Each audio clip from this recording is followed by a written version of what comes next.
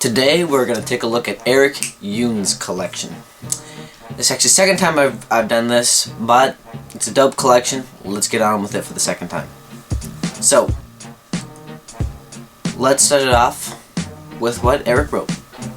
Hey man, I just got my video done and I'm ready to send you my collection for review. First off, I'd like to thank you for doing this review. My pleasure. Currently, I have a no-date Rolex Submariner reference 114060, Rolex Datejust reference 116300, black dial with white index markers, vintage Omega Geneve blue dial, white G-Shock GLX 5600, and a vintage Seiko Flightmaster reference V6578120. So to start off the bat, I don't think I've handled a single one of these watches. So that's always fun. Like most people, my collection started off with entry-level pieces all from Seiko. The SKX 007, the SKA371. The SKA371 is actually a super duper dope kinetic Seiko. It's honestly, if you guys are like, he had an SKX 007, but the SKA371 is like, it's a 42 millimeter. It's a 42 millimeter dive watch from Seiko. It's kinetic. It's quartz. Kinetic is just, I believe, a rotor instead of winding a watch spring. I don't know how mechanical watches work. But instead of, yeah, I'm sure there's a spring in there. Instead of a rotor winding a spring, it's a rotor winding a battery. So it's that's why it's called kinetic, because kinetic energy is energy that moving energy. So it's powered by your movement. However, it powers a battery, not a mechanical process. It's super duper clean. Love it. I'll put a picture up. Very lovely. The Seiko SSC017. That is the that's the chronograph, the diver chronograph. TGV recently reviewed one of these. Except TGV reviewed the red with the blue dial. This one right here is black with the blue dial. It's 43 millimeters. I want to say it appears pretty chunky, but it's 43 millimeters. I've never handled one, so yeah, just go check out TGV's video. It's pretty sick. It's basically like, just imagine a Seiko patty injected with like 3 pounds of steroids and cut down half in size. You took out his heart and put in a robotic one, and then you put solar panels on his face. Sarb033, classic. Mine is, I don't know, somewhere on my desk. I'm a messy desk person. It's funny because I basically have 2 desks. One right there, which is just like slick clean. There's like almost nothing on there. And then there's this desk, which is just like a god dang mess.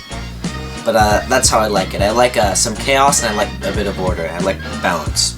And my dad's vintage Seiko Flightmaster, model V6578120. So the picture he has here, this is one that I've never ever thought in my head to go look at a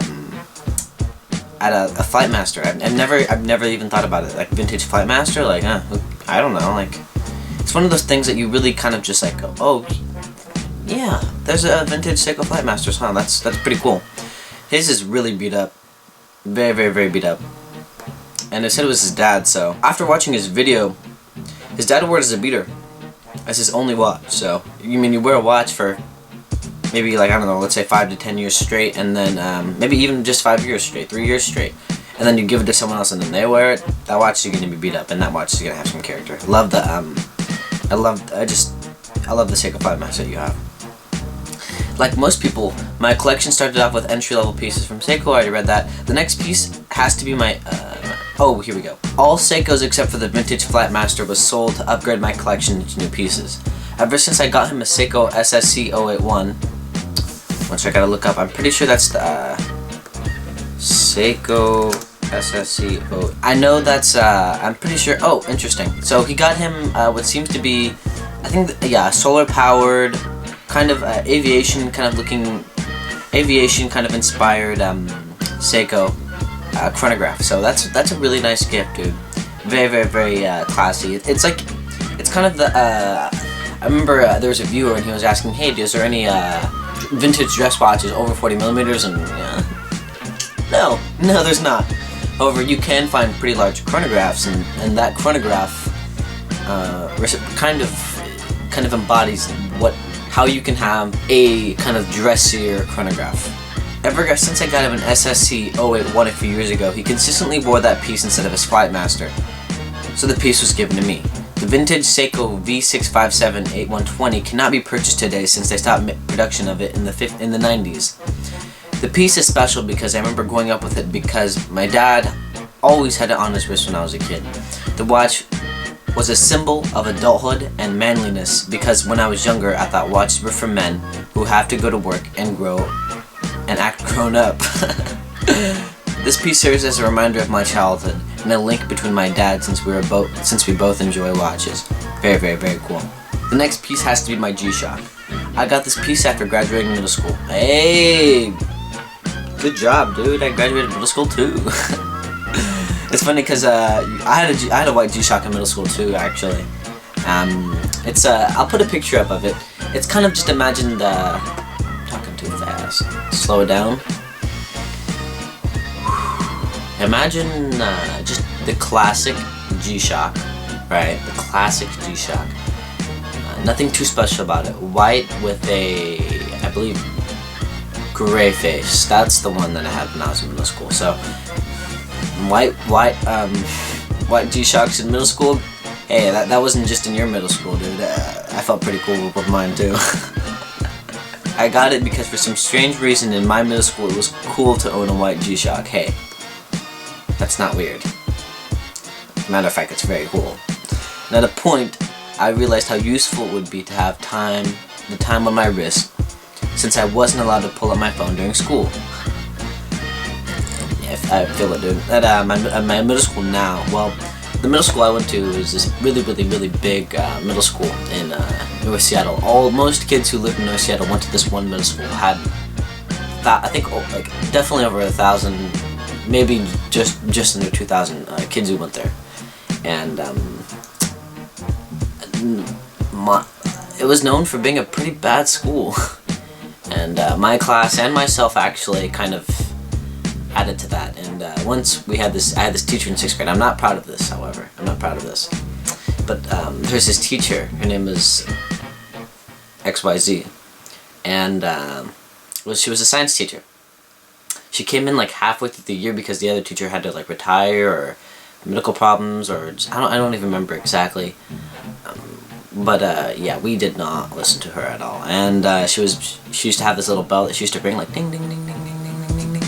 One day guys, that little bell, we just kept on talking, and she was going ding ding ding ding ding ding ding ding ding ding, ringing it really, really hard, and just watching this teacher just ding ding ding ding ding, and out of frustration just shattered her little glass bell all over on her desk, and all the glass just went flying.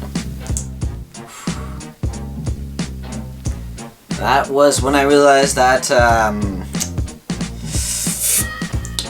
yeah, well, it's you can really get teachers pissed off. Yeah, man.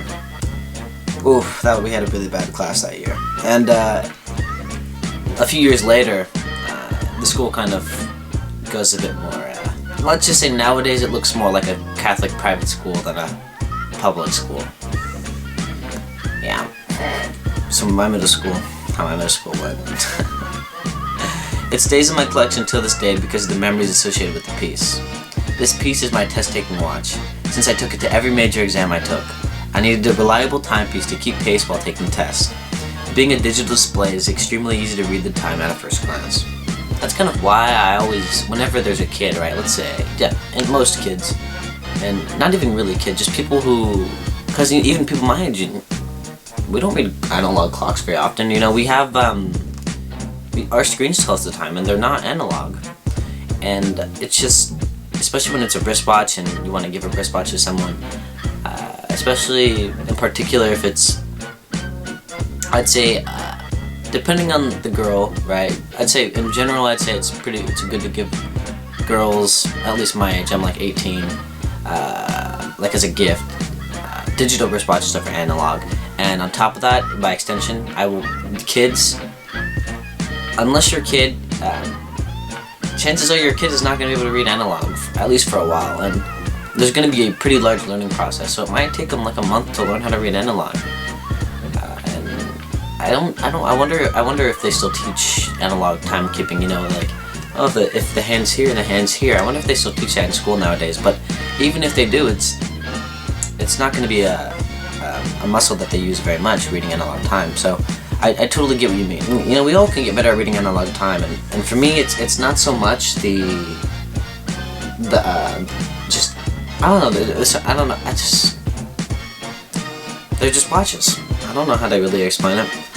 They just have this weird little twick about them. My chronograph's running. Getting off topic, keeping the chronograph running helps me keep me on my game. And this digital Casio looks like it helped you too. It's really, really cool. Keeping in chronological order, my first luxury timepiece was my Mega Speedmaster Professional, reference 311-30-42-30-01-006, with a sapphire crystal, sapphire display back, nicknamed the Sapphire Sandwich, that comes in the large presentation box. Currently, I don't own this piece because I need funds. Because I needed funds for non-watch related businesses. This piece was sold because I grew out of it at the moment, but I'll probably end up wanting one again in the future. It was my first piece that I really had me looking into more expensive pieces and helped me discover what style of watches I like. Cool. You know, when a watch can teach you, you know, a bit more about, you know, your tastes. You know, even if you lose money on it, that watch is priceless. And I was looking at pictures of sapphire sandwiches earlier, and it's a great way to just appreciate the movement of I don't even know movement. I don't know squat about Omega movements, but whatever movements in that Omega.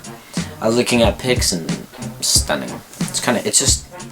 It's amazing to. I know what is his name? Perfect Timepiece.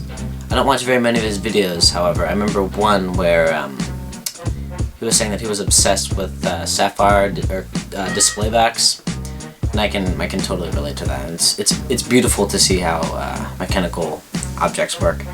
Imagine if you could open up a tank and look at how the tank works. That'd be pretty cool too. The next piece I got was my Rolex Pre-Ceramic 14060. This piece was one that I started my appreciation for the Submariner. Unfortunately, I knew the upgraded bracelet, bezel, dial, and case size and lume of the ceramic 14060 version would make me happier. So this was sold in order to fund the ceramic.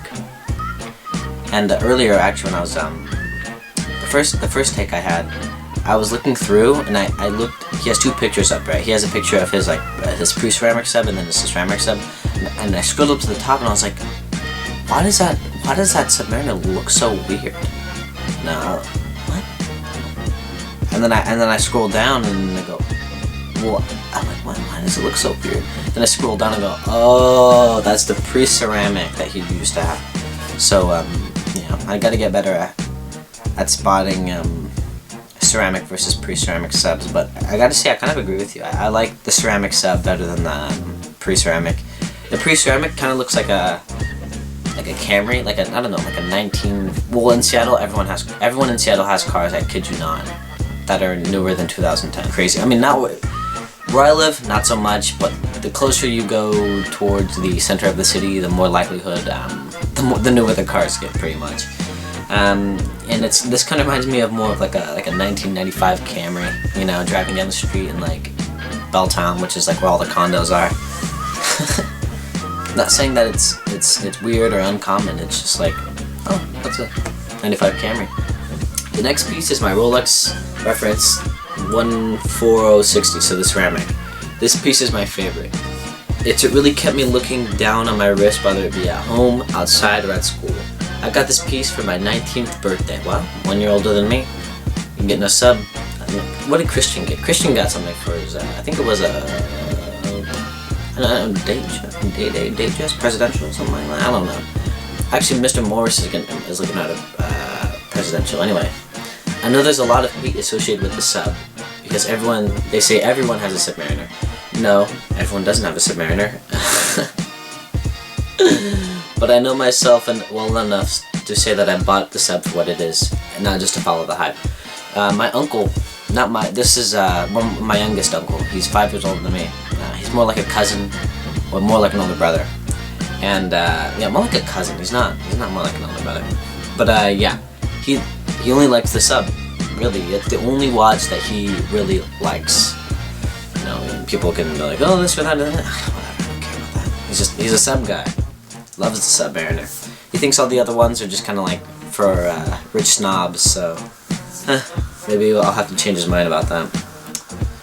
I know there's a lot. But I already read that. So, but it is not just about the hype. This watch is my vacation watch. I took this to every vacation since have had it. That's because the watch is so robust and it can handle any type of environment. I don't baby my watches, I just know how to take care of them. I wear my sub with any outfit since it's that versatile. One thing that really bugs me about Rolexes nowadays is TGV's always talking like, oh, look at these Rolex people wearing subs with a suit. I think that's totally outrageous. I think it's super distasteful. I guess deep down I just want to say very, very effective marketing. And that's something I definitely have to learn because, you know, what is Akuma's Arsenal? Akuma's Arsenal is a YouTube channel, but Akuma's Arsenal is a brand, right? And think about it like this. What if the NBA made a watch and it was a sporty, it was a watch made for basketball players. The NBA makes watches for basketball players. Then like 100 years later, people are wearing it as a dress watch. That's how I think about it. I find it really outrageous. I find quite distasteful when people wear it in a suit. However, I'm going on a rant, so let's continue. The next piece I purchased was my Rolex Datejust reference 116300 with black dial and white index markers. I saw the pictures before, very lovely. This piece is special to me because it's the first Rolex I have ever tried on at a boutique. I was with my mom at the mall one day after having some time left over. I went to check out the watch store and tried on the Datejust 2. I had no idea I would own the same watch later in the future. I just instantly clicked with the piece. I love this piece because it's sporty due to its larger size, oyster case, smooth bezel, and oyster bracelet. But at the same time, it's dressy with polished case, polished bezel, and polished center links. I also wear this piece with any outfit since it can be dressed up or down depending on what I'm wearing. Yes, it can. Very, very versatile piece. I prefer 36mm. However, we'll get to that portion in your email later. My latest acquisition is my vintage Omega Geneve with the caliber 1481. I don't know jack squat about Omega movements, so one full, what is it? I'm gonna like let's just laugh about how much I know about Omega movements.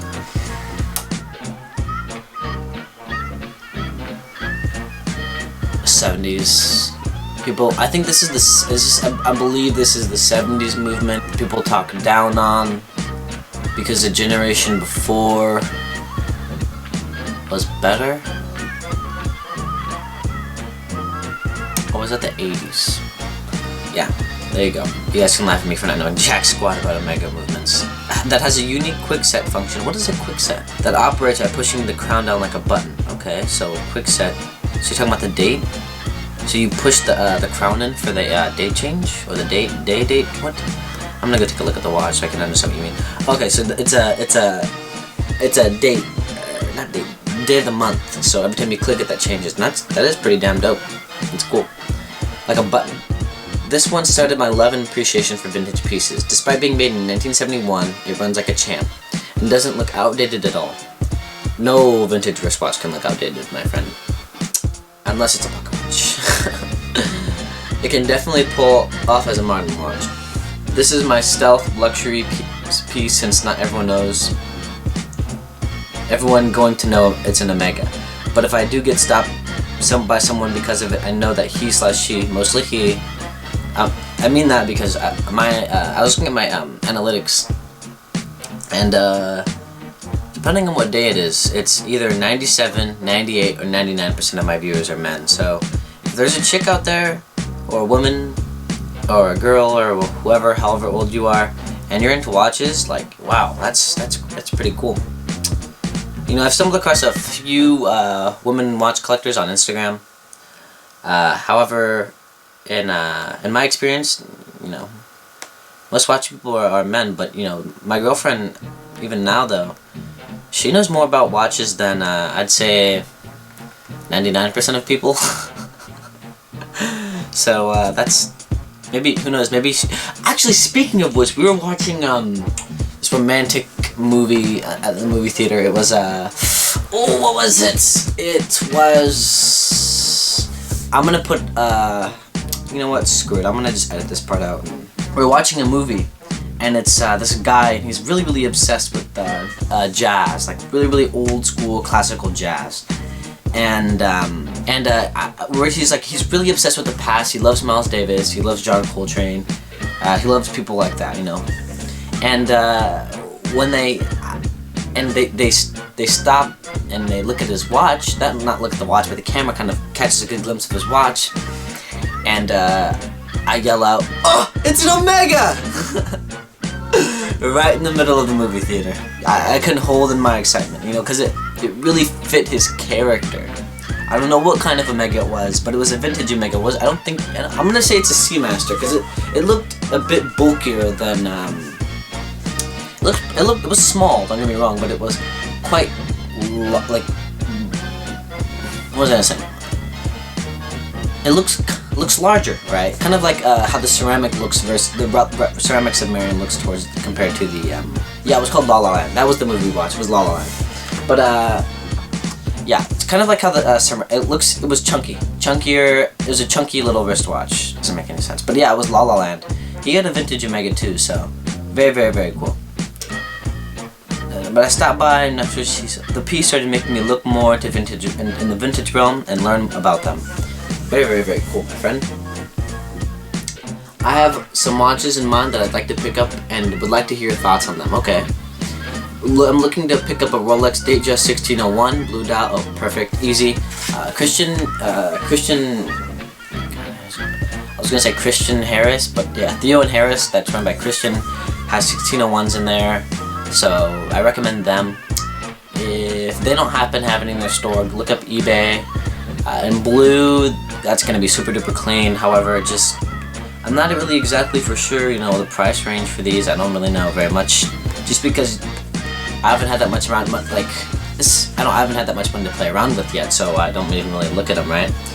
However, it'd be sweet because personally, I don't really like the Datejust 2. I'm not a fan, and if you could pick up a 1601 36mm, I think that would be a good kind of consolidation for your Geneve and your 39mm Datejust 2.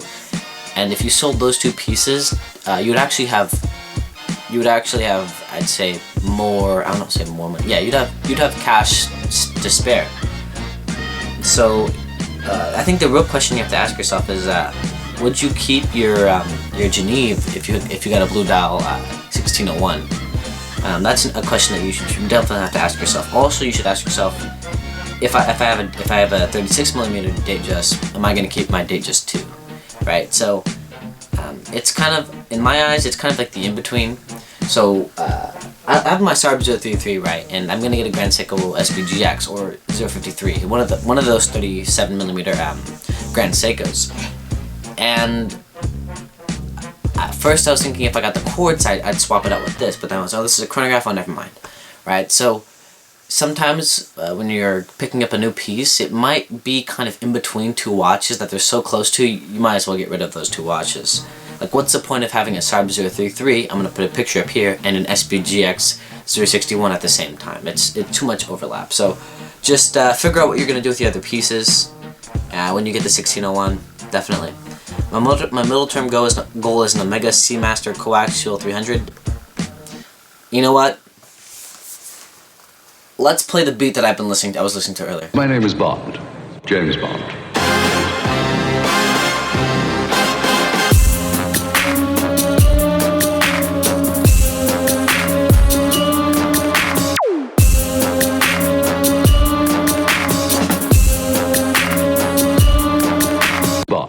if you get an Omega Seamaster 300, you got to think the same thing about the ceramic sub. Like, if you have an Omega Seamaster, do you need a ceramic sub? This is a question for you, Eric. You know, like, I think that it would be, if it was my collection, it'd be too much overlap.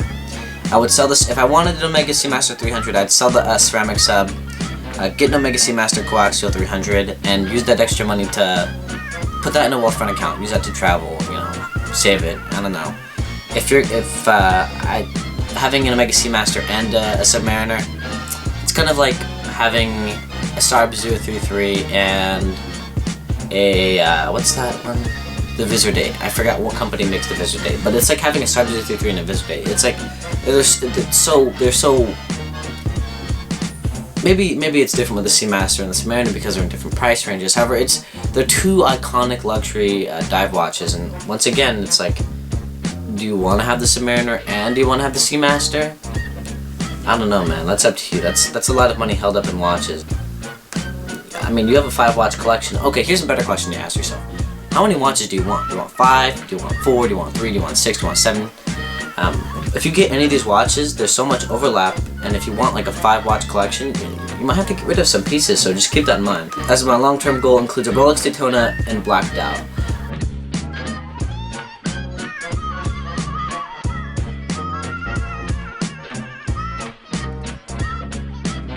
Yeah. Black Dial Rolex Daytona would fit extremely well in your collection. That's a lot of Rolex. That's a lot of Rolex, but it's not like, yeah, that's a lot of Rolex. That's just an observation. I think that would be a pretty sick collection, dude. And just do it that makes you happy. I would just caution against, like, you know, hey, I'm not trying to, you know, make fun of my boy TGV here, but he has a lot of watches, and he's been consolidating a lot. But you know, there's so much overlap there. There's so much,